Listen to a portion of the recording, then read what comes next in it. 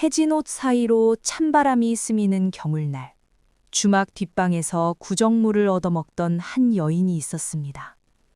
번들거리는 비단 치마를 입고 위풍당당하게 고개를 넘는 행차를 보며 여인은 그만 쥐고 있던 바가지를 떨어뜨리고 맙니다.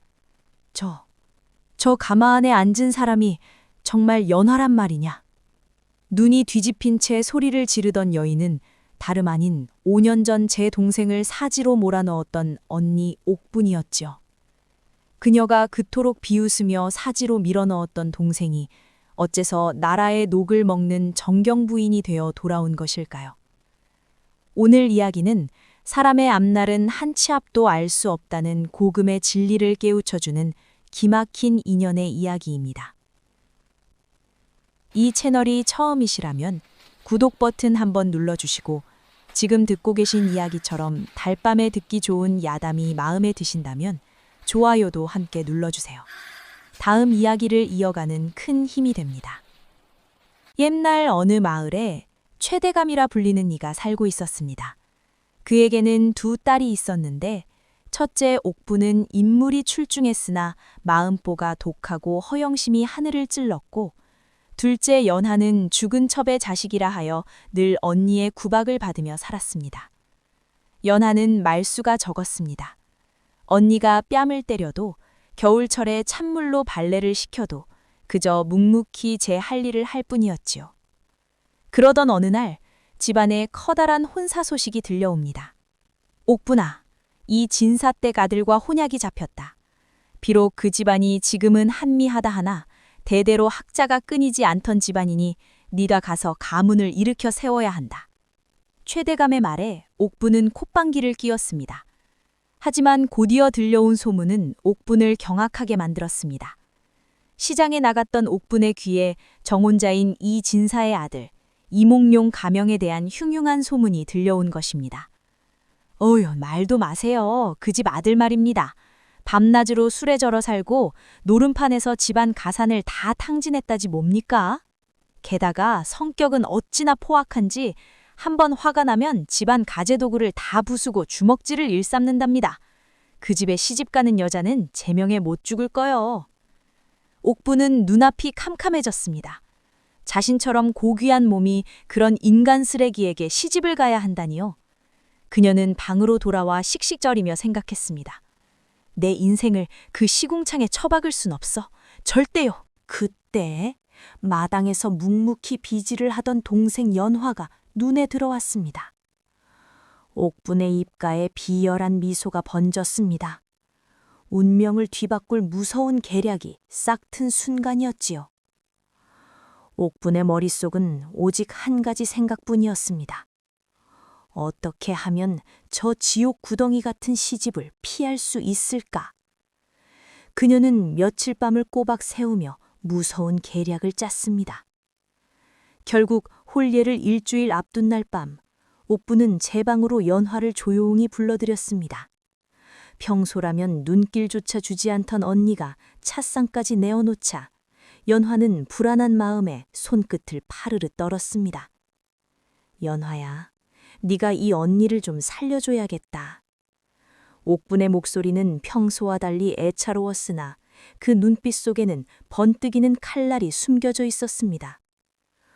언니, 갑자기 무슨 말씀이세요? 내가 실은 남몰래 마음에 둔 정인이 있단다.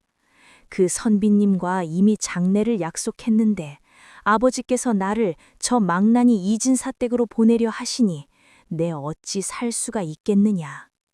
내가 죽으면 너도 이 집에서 기댈 곳이 없을 텐데 네가 내 대신 그 자리에 가주면 안 되겠니? 연화는 귀를 의심했습니다.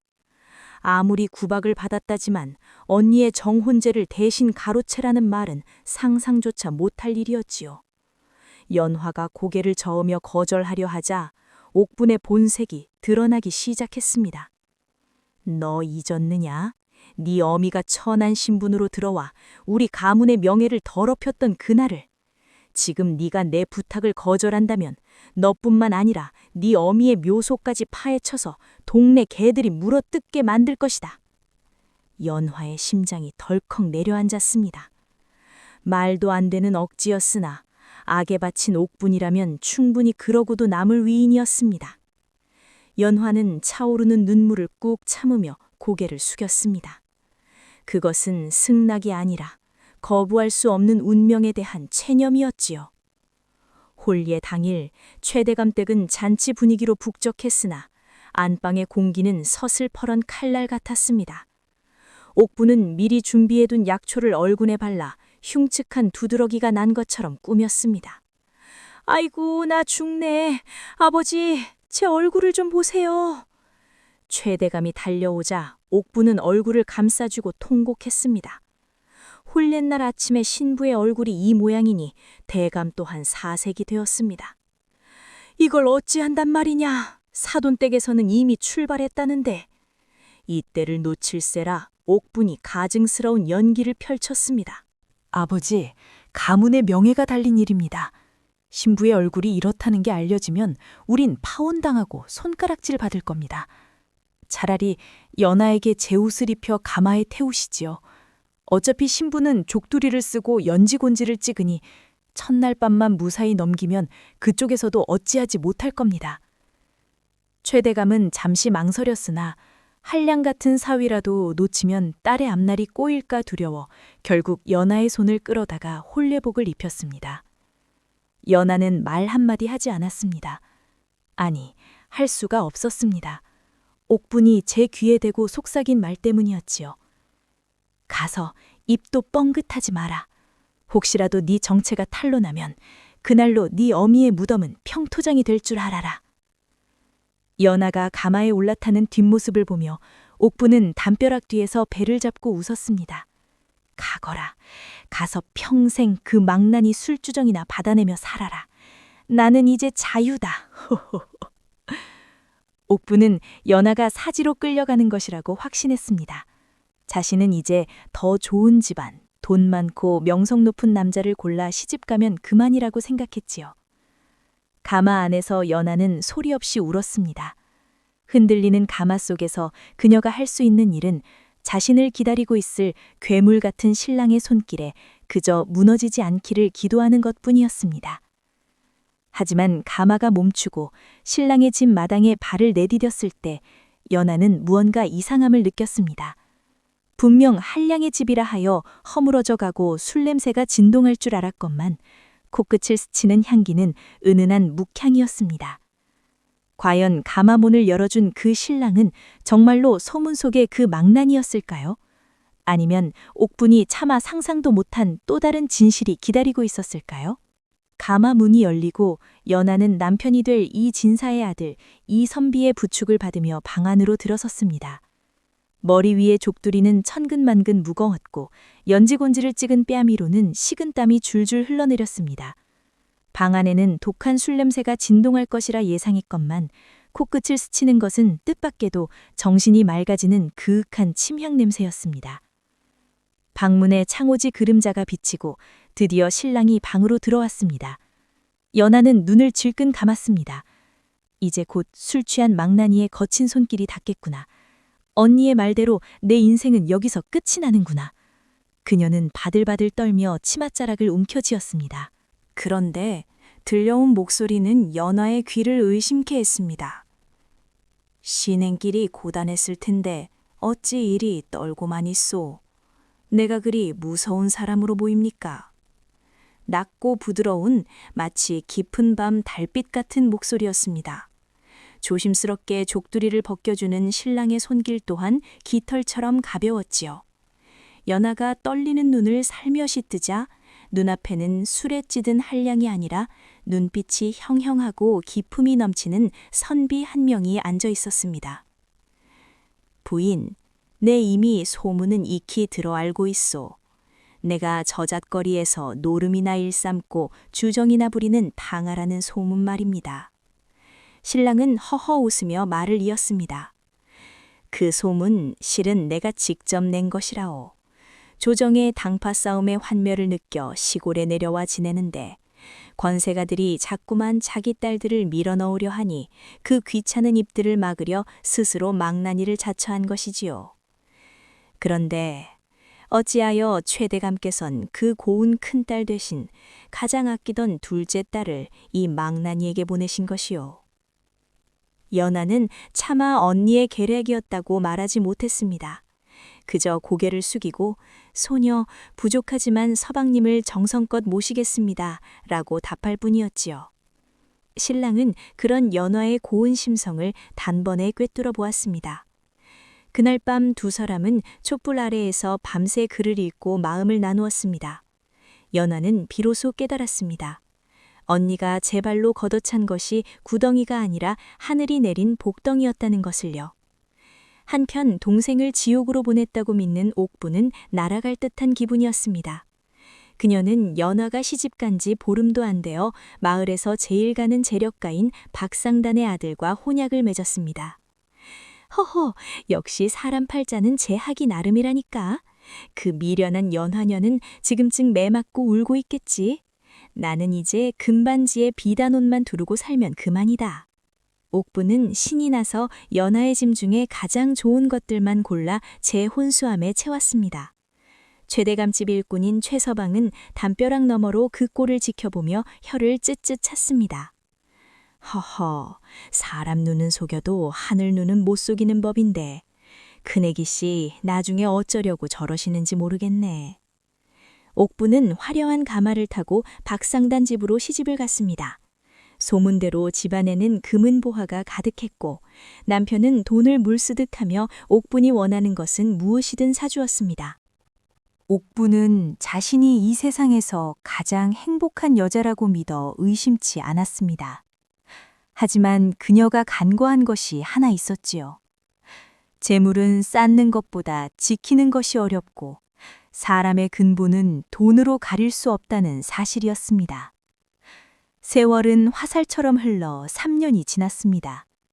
연화는 가난한 선비의 아내로 살며 직접 길쌈을 하고 나무를 캤습니다. 서방님은 매일 방에 틀어박혀 책만 읽었으니 당장 먹을 쌀이 부족할 때도 많았지요. 하지만 연화는 단 한 번도 불평하지 않았습니다. 오히려 서방님의 글 읽는 소리를 자장가 삼아 구멍난 옷을 꿰매며 미소 지었습니다. 부인, 고생이 많소. 조금만 더 기다려 주시오. 내가 이번 과거 시험에서 반드시 답을 얻어오리다.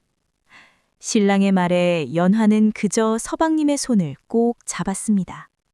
그녀에게는 고관대작의 아내보다 자신을 인격적으로 대해주는 이 사람의 아내인 것이 더 소중했습니다. 하지만 같은 시각 옥분의 삶은 무너져 내리고 있었습니다. 그토록 믿었던 부자 남편은 사실 지독한 노름꾼이었습니다. 박상단의 가업은 이미 기울 대로 기울어 빚쟁이들이 매일 문을 두드렸고 남편은 술만 먹으면 옥분에게 손찌검하며 화풀이를 해댔습니다. 이 할망구야, 혼술없이고 해온 게 이것뿐이야? 당장 친정 가서 돈이라도 좀 안 빌려와. 비단 옷은 넝마가 되었고 옥분의 고왔던 얼굴은 시퍼런 멍자국으로 가득했습니다. 그녀는 매일 밤 눈물로 밤을 지새우며 연화를 원망했습니다. 이게 다 그년 때문이야. 그년이 내 운명을 가로채서 내가 이렇게 된 거라고. 적반하장도 유분수지 제 손으로 밀어낸 동생을 탓하며 옥부는 악귀처럼 변해갔습니다. 그러던 어느 날 마을 전체가 발칵 뒤집히는 큰 사건이 발생합니다. 한양에서 온 어마어마한 행차가 마을 어귀를 지나간다는 소식이었습니다. 과연 그 행차의 주인공은 누구이며 비참한 처지가 된 옥부는 그 앞에서 어떤 표정을 지을까요? 세월은 야속하게도 흘러 어느덧 5년이 지났습니다. 화려한 비단 옷을 입고 기세등등하게 시집갔던 옥분의 처지는 이제 동네 사람들도 고개를 돌릴 만큼 비참해졌습니다. 노름에 미친 남편은 결국 집과 땅을 모두 날려버리고 어디론가 도망치듯 자취를 감추어 버렸습니다. 홀로 남겨진 옥부는 먹고 살 길이 막막해졌습니다. 제 손으로 물 한 방울 묻히지 않겠다단 호언장담은 간데없고 이제는 주막 뒷방에서 산더미 같은 설거지를 하며 남들이 먹다 남은 찌꺼기로 끼니를 때우는 신세가 되었지요. 아이고, 내 팔자야. 어쩌다 이 지경이 됐을꼬.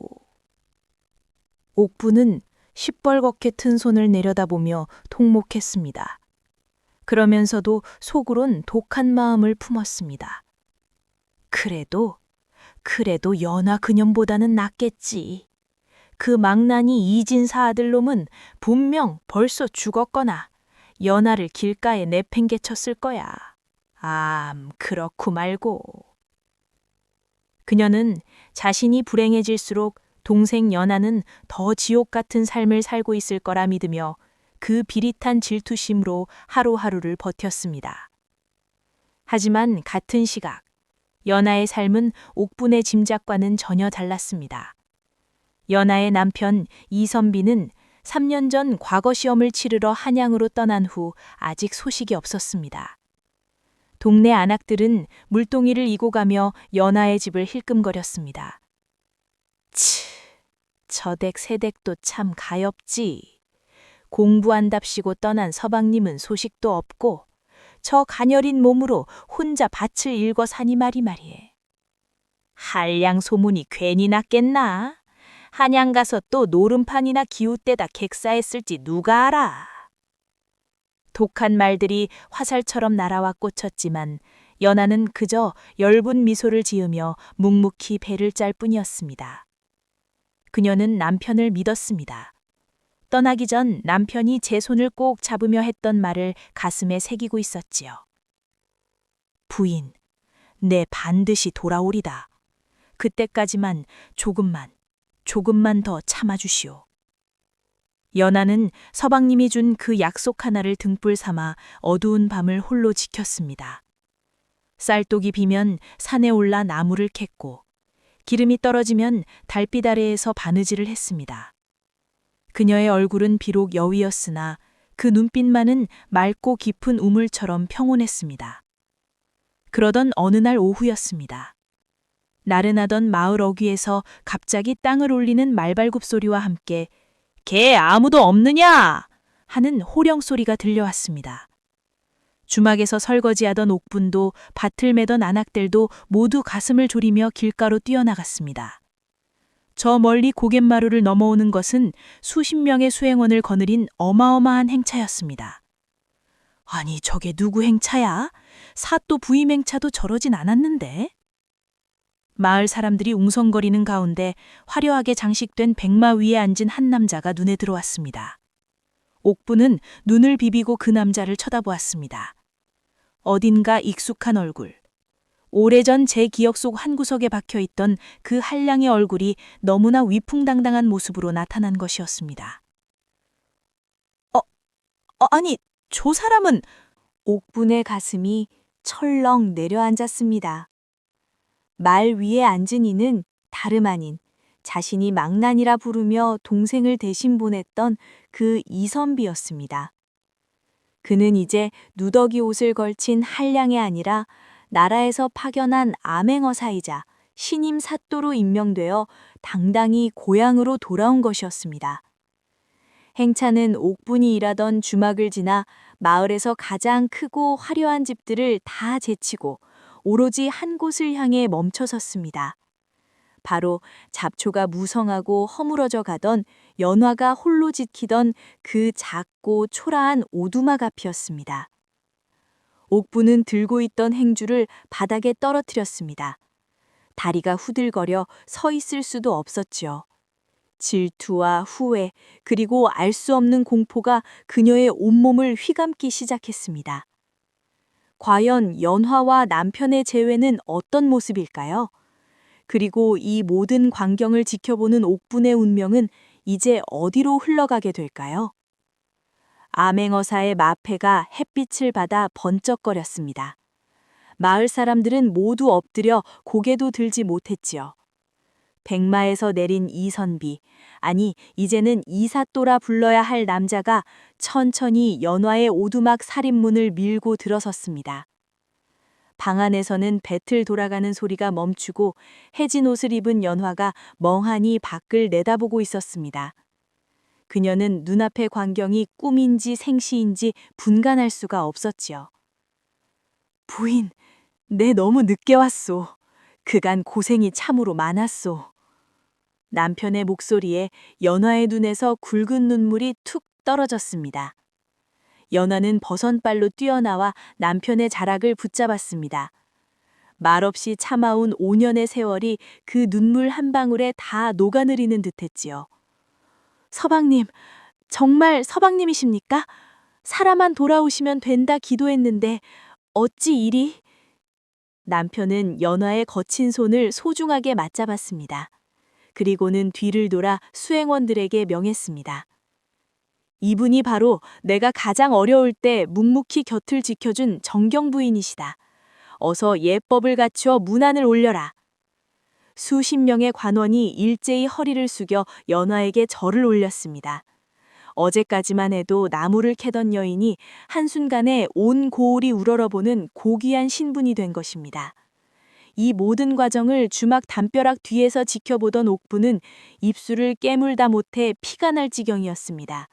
머릿속이 하얘지고 가슴은 불덩어리를 삼킨 듯 뜨거워졌지요. 말도 안 돼. 그럴 리가 없어. 저 한량놈이 어사가 됐다고? 저 자리는 내 자리였어. 내가 저 가마를 타고 저 절을 받아야 했다고. 배가 아프다 못해 뒤틀리는 기분이었습니다. 옥부는 제 손으로 동생을 그 자리로 밀어넣었다는 사실을 도저히 견딜 수가 없었습니다. 그녀는 앞뒤 가릴 것 없이 주막에서 뛰쳐나가 연하의 집 마당으로 달려갔습니다. 비키시오! 내가 저 정경 부인의 언니요! 내가 이 혼사를 성사시킨 장본인이란 말이오! 옥부는 포줄들의 앞길을 막아서며 소리를 질렀습니다. 해진 치마에 머리는 산발이 된 옥분의 몰골은 누가 봐도 미친 여편네와 다름없었지요. 하지만 그녀는 아랑곳하지 않고 연하를 향해 손을 뻗었습니다. 연하야, 네 언니 여기 있다. 너 기억나지? 내가 너를 위해 이 혼사 자리를 양보했던 거. 이제 네가 잘 됐으니 이 언니를 좀 챙겨줘야지. 뻔뻔함도 이 정도면 하늘을 찌를 기세였습니다. 연하는 당황하여 어쩔 줄 몰라 했으나 그 곁을 지키던 남편의 눈빛은 서리처럼 차갑게 식어갔습니다. 그때였습니다. 구경꾼들 사이에서 낯익은 목소리가 들려왔습니다. 허허, 큰애기 씨, 여태 그 버릇을 못 고치셨구려. 군중을 해치고 나온 이는 다름 아닌 최대감 댁의 일꾼 최서방이었습니다. 그는 5년 전 옥분이 연하를 협박하고 얼굴에 약초를 발라 혼례를 조작하던 모든 과정을 지켜본 유일한 증인이었지요. 최서방은 사또 앞에 무릎을 꿇고 엎드렸습니다. 사또 나으리, 소인이 오늘에야 진실을 고하나이다.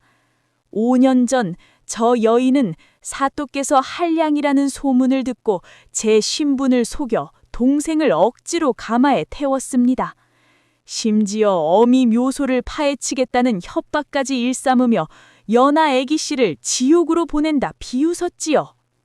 사또의 안색이 순식간에 험악해졌습니다. 옥부는 사색이 되어 소리를 질렀습니다. 이놈! 니놈이 뭘 안다고 함부로 짓거리느냐! 어찌 종놈의 말을 믿으십니까, 사또! 하지만 사또는 이미 모든 것을 알고 있다는 듯 옥분을 굽어보며 입을 열었습니다. 내 소문이 한량이었던 것은 가짜였으나 네 신보가 뒤틀린 것은 진짜였구나. 부인이 내게 한마디 원망도 하지 않아 참아왔으나 네가 감히 내 부인을 협박하고 그 어미의 명예까지 건드렸다면 그것은 나라의 법으로 다스려야 할 일이다. 옥부는 그제야 자신이 판 함정에 자신이 빠졌음을 깨달았습니다. 동생을 사지로 몰아넣었다고 믿었던 그 손이 실은 자신의 복을 동생에게 통째로 넘겨준 꼴이 된 것이지요. 포졸들이 옥분의 발을 잡아 끌었습니다. 아이고 연아야, 나 좀 살려줘. 언니가 잘못했다. 옥분의 비명이 마을 어귀를 울렸지만 연하는 그저 눈을 감고 고개를 돌릴 뿐이었습니다. 그것은 복수가 아니라 더는 엮일 수 없는 악연에 대한 마지막 침묵이었습니다. 과연 옥부는 어떤 벌을 받게 될까요? 그리고 모든 고난을 이겨낸 연하에게는 어떤 앞날이 기다리고 있을까요? 이야기의 마지막 장, 인과응보의 결말이 곧 시작됩니다.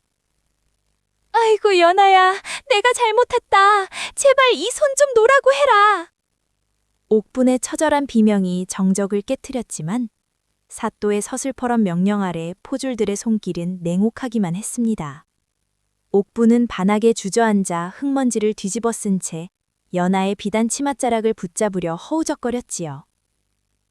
그 옛날 동생을 짐쩍처럼 가마에 밀어넣으며 평생 구정물이나 마시며 살아라 비웃던 그 입술이 이제는 살려달라는 애원으로 파들파들 떨리고 있었습니다. 연하는 떨리는 눈으로 언니를 내려다보았습니다. 모질게 구박받던 어린 시절부터 어머니의 묘소까지 들먹이며 자신을 사지로 몰았던 언니였습니다. 연하의 마음속에는 분노보다도 지독한 허무함과 가련함이 먼저 차올랐습니다.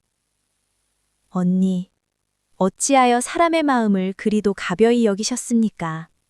재물은 쌓이면 썩기 마련이고 사람의 진심은 닦을수록 빛나는 법인데 언니는 스스로 그 빛을 꺼버리셨습니다. 연하는 차분하게 말을 마친 뒤 남편인 이사또를 향해 간청했습니다.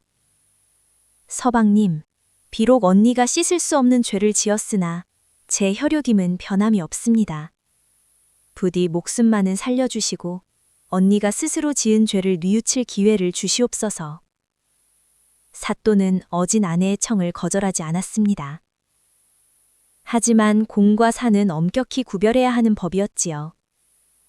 부인의 뜻이 그러하니 목숨은 보전케 하겠으나 죄의 대가는 달게 받아야 할 것이다. 옥부는 듣거라. 너는 그간 네 동생을 겁박하고 혼례를 기망했으니 앞으로 3년간 관가의 노역 현장에서 가장 천한 일을 도맡으며 네가 무시했던 이들의 고통을 직접 겪도록 하라. 포졸들이 옥분을 끌고 가자 그녀가 흘린 눈물은 마른 흙바닥에 자국만 남긴 채 사라졌습니다. 욕심으로 쌓아 올린 옥분의 허상은 그렇게 한순간에 무너져 내리고 말았습니다. 옥분이 끌려간 뒤 마을에는 다시 평화가 찾아왔습니다. 이 사또는 가장 먼저 장모님, 즉 연화의 생모의 묘소를 찾아가 정성껏 단장하고 나라에서 내리는 정경 부인의 봉첩을 올렸습니다. 어머님, 이제 걱정 마십시오. 연화는 제가 평생토록 아끼고 보살필 것입니다. 연화는 무덤가에서 남편의 손을 꼭 잡으며 비로소 참아왔던 뜨거운 눈물을 흘렸습니다.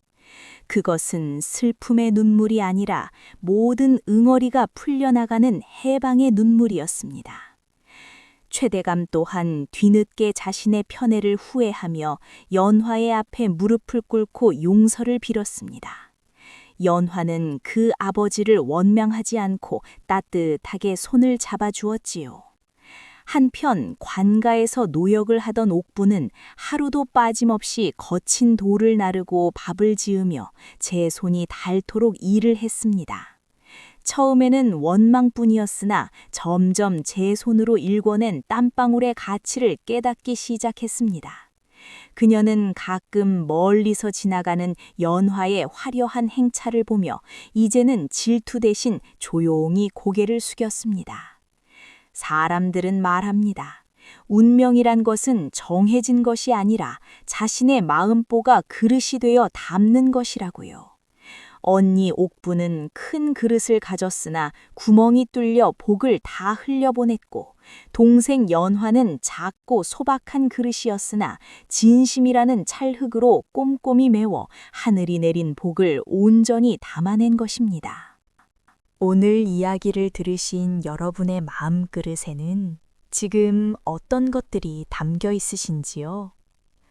남을 누르고 올라가려 하기보다 묵묵히 제자리를 지키며 진심을 다하는 사람에게 결국 하늘은 가장 큰 선물을 내려준다는 사실을 부디 잊지 마시길 바랍니다. 오늘 이야기는 어떻게 들으셨나요? 지금 어디에서 이 이야기를 듣고 계신가요? 댓글로 나눠주세요. 여러분의 사연과 이야기가 다음 이야기를 이어가는 큰 힘이 됩니다. 오늘도 조용한 밤 함께 해주셔서 감사합니다.